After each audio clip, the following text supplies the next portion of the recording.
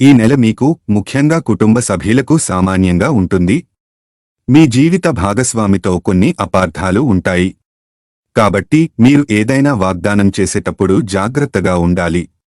మీ అహం తగ్గించుకోవడానికి ప్రయత్నించండి, ఇది మీ సమస్యను పరిష్కరించడంలో సహాయపడుతుంది. ఈ నెల కెరీర్ పరంగా కొంత ఒత్తిడి ఉంటుంది. ఎందుకంటే మీ ఆఫీసులో మీరు ఏమి చేసినా ఒక సమస్య లేదా వ్యతిరేక ఫలితంతో ముగుస్తుంది. మీ పనిమీద ఎక్కువగా దృష్టి సారించడం మరియు మీ కార్యాలయంలో ఎక్కువగా మాట్లాడకపోవడం మంచిది. ఈ నెలలో ఒక మార్పు లేదా స్వల్ప ప్రయాణం సూచించబడుతుంది. మీ పనిపై దృష్టి సారించటం మరియు అనవసర విషయాల్లో కల్పించుకోకపోవటం మంచిది.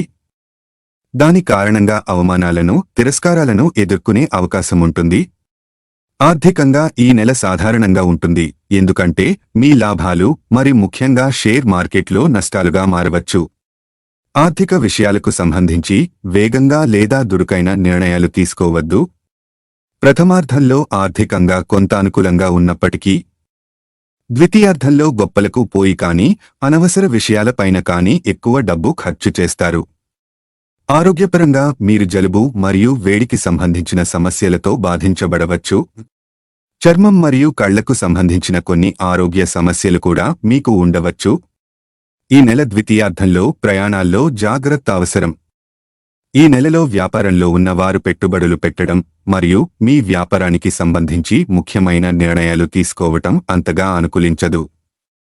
వీటిని వాయిదా వేయటం లేదా బాగా ఆలోచన చేసిన తర్వాతే ముందుకు వెళ్లటం మంచిది.